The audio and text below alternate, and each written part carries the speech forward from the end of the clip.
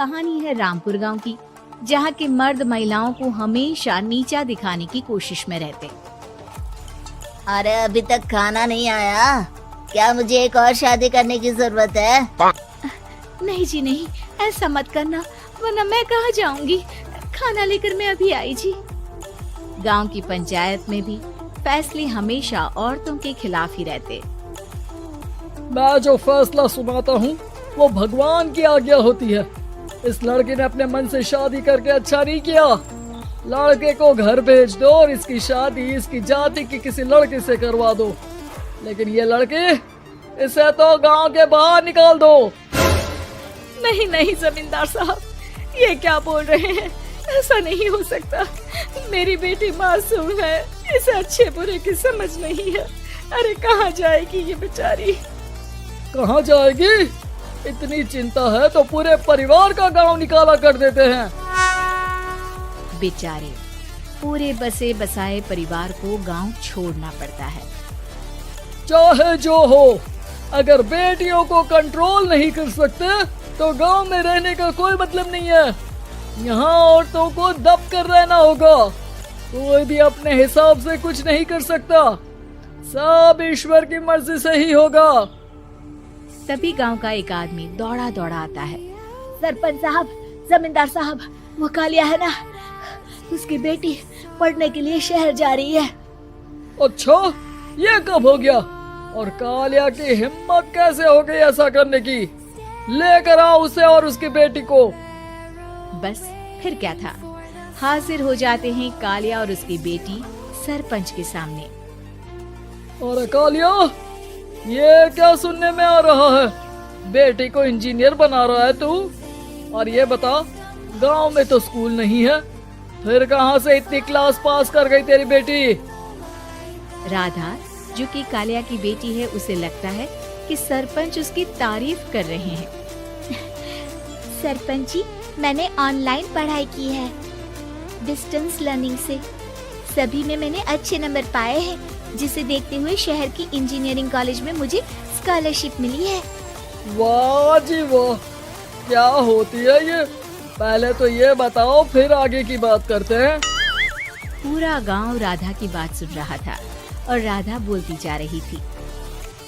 तो ऐसे मैं फ्री में एक अच्छी शिक्षा लेकर गांव में जो कुछ परेशानियां हैं, जैसे बिजली, पानी और इंटरनेट जैसी समस्याओं के लिए काम करूंगी।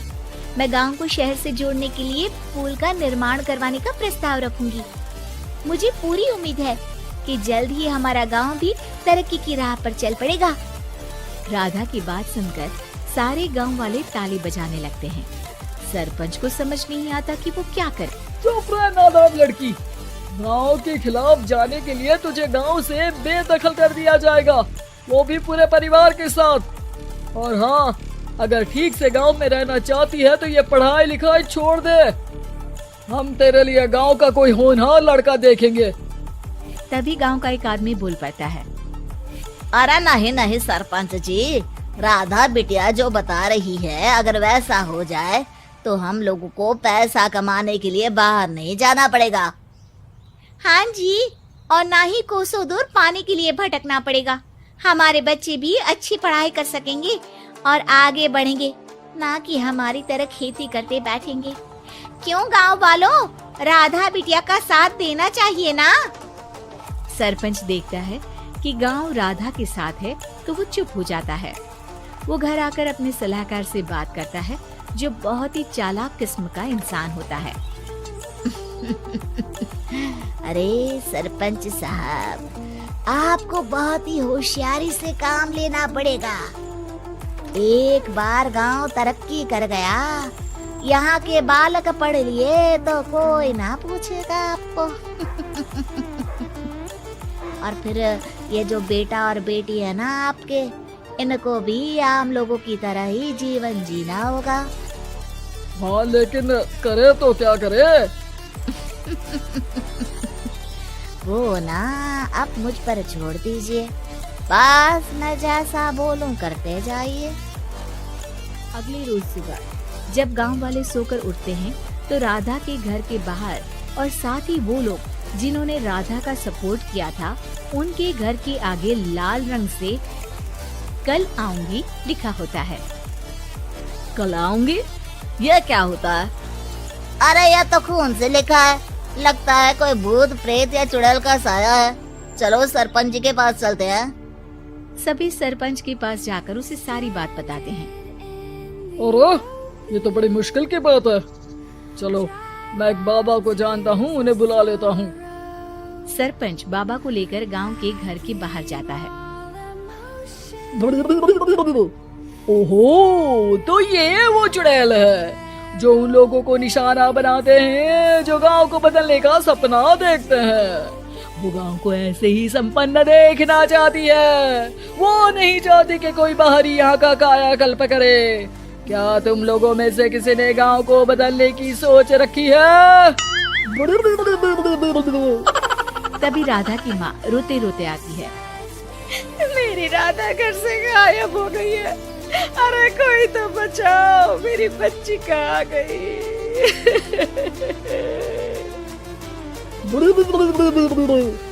ले गई वो चुड़ैल, तेरी बच्ची को ले गई। अब वो उसे श्रापित करके छोड़ेगी, उस पर चुड़ैल का साया हो जाएगा। तभी बुरी सी हालत में राधा भी वहाँ आ जाती है। उसके बाल चुड़ैल की तरफ फैले होते हैं और कपड़ों में खून लगा होता है। सभी राधा को देखकर डर जाते हैं। माँ, पता नहीं मुझे कौन उठा कर ले गया था। अरे दूर हो जा चुड़ैल, अब हम लोग इस गांव में नहीं रुकेंगे। अरे कैसे बातें कर रहे हैं आप? कल तो आप मेरे भरोसे गांव का हुलिया बदलने, अपने बच्चों को पढ़ाने और तरक्की उन्नति की बात कर रहे थे, तो आज क्या हो गया आपको? ये फिर तुम लोगों को बहकाएगी।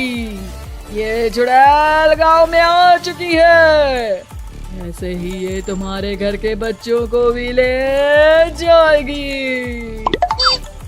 गांव वाले राधा को गांव से बाहर निकाल देते हैं। उसके माँ बाप रोते रहते हैं, लेकिन गांव वाले नहीं मानते। मैं भी अपनी बहन के साथ गांव के बाहर रहूंगा, लेकिन वो पढ़ाई नहीं छोड़ेगी। वहीं सरपंच के घर पर सलाहकार कहता है। देखा, सांप भी मर गया और लाठी भी नहीं टूटी। लेकिन अगले ही दिन सरपंच के घर के बाहर भी वही शब्द लिखे होते हैं। और फिर सरपंच की बीवी कहती है, हमारी बेटी को किसी ने अगवा कर लिया है। तभी राधा का भाई वहाँ आ जाता है। अरे गांव वालों, मैंने सरपंच जी की बेटी को देखा था। वो चुड़ैल उसे उठाकर ले जा रही थी। अरे क्या मजाक कर रहे हो? नहीं नहीं सरपंच जी, आप नहीं जानते। वो चुड़ैल अब आपकी बेटी में आ जाएगी, जैसे राधा के अंदर आ गई थी। तभी सरपंच की बेटी वैसी ही हालत में वहाँ आती है जैसे राधा आई थी। पापा, पता नहीं कैसे मैं गायब हो गई थी। चुड़ैल, इसके अंदर भी चुड़ैल का साया है, मारो इसे। अरे नहीं नहीं, इसे भी राधा के पास गांव के बाहर ही भेज दो। अरे चुप रहो, मेरी बेटी कहीं नहीं जाएगी और चुड़ैल वुड़ैल कुछ नहीं होता है। अरे कैसे बात कर रहे हो सरपंच जी? आप तो बोल रहे थे कि आपका फैसला भगवान का ज्ञान होता है, तो अपने पर बात आई तो अब आप ऐसे बोल रहे हैं। अरे ना ना ना, आपको अपनी बेटी को त्यागना ही होगा। अरे बुलाओ बाबा को। राधा का भाई बाबा को ले आता है, जिसे अब गांव वालों के डर के कारण सच बोलना पड़ता है। मैं कोई बाबा नहीं हूँ, मैं तो मोची था। ये सलाहकार महोदय ने मुझे कहा था एक्टिंग करने को। अब वो मुझे पैसे देने वाले हैं। अब मुझे माफ कर दो। गलती हो गई, मुझे माफ कर दो। तभी वहाँ राधा आ जाती है। देखा सरपंच जी, जब गांव के बच्चे साक्षर होंगे तो आप जैसे लोगों की चालाकी नहीं चलेगी।